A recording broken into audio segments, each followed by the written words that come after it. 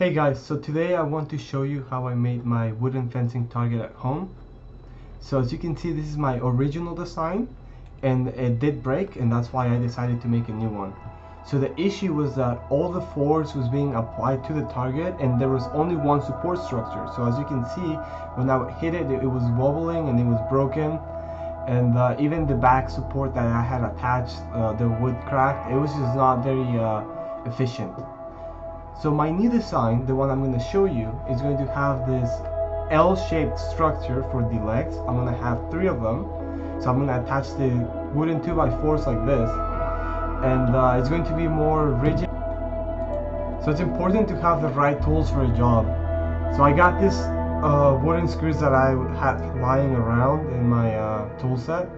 But if you look at them, they're only 1 5/8 of an inch thick. So they're barely long enough to cover the entire plank. So I actually went back and bought some other screws, this deck screws that are about 3 inches long. So this will be enough, and they have a tip that is designed to not split the wood as you drill them in. And let's test them out. Yeah, it seems like they're gonna be perfect. Alright, so I have my drill set up and my screws are ready to go. Let me actually show you the tip, because yeah, let me bring it closer, because the tip is it's like kind of special. Let's see if I can get on the screen. Oh, there we go. If I can focus. Yeah, so this will really help me not split the wood as I crack them. So now I want to review a little bit of the way that energy is applied to this target, and why this original design that I'm showing you now failed, and why the new design that I'm about to build is going to be better. So if we think about fencing, or at least foil in particular, we apply all the force through the tip of our blade, and all that force is just applied at one point, right? And if we look at my target, there's only like really 2 support structures, this back triangle piece and the middle support plank. And as the force is driving back and it's screwed into the wood, it obviously broke apart.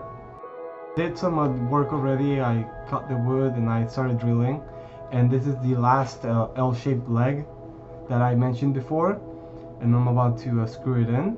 And here you can see one leg that's already finished.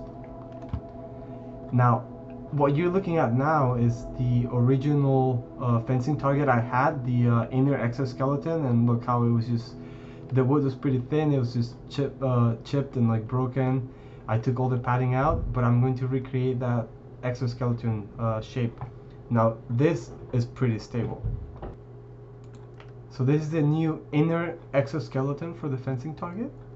It's got like the shoulders, the rib cage, the L support legs. And what I'm going to do is attach the foam and the coach fencing jacket on top. Okay, here I'm just going to show you a little bit of the build process as I was finishing up the base by refurbishing the original base. I think it's important to try to reuse as much as possible. And yeah, I mean, always wear safety glasses with any like wood stuff, because you don't want any wooden chips flying into your eyes. Remember, if you're a kid, it's best to ask your parents for help when doing any of this stuff. I don't recommend that you do it by yourself. And yeah, just enjoy a little bit of the behind the scenes of how I measured and I was finishing up the base, and then maybe I'll show you a little bit of my stress testing to see if it's a good target, you know. It's pretty simple, pretty cheap. Just some wooden 2x4s, some padding. The most expensive thing was probably the coach's fencing jacket, but you don't have to buy a coach's fencing jacket. You can probably just use like your own fencing jacket if you already have one, or even different forms of padding. Yeah, it's not required. I'm sure you can figure it out.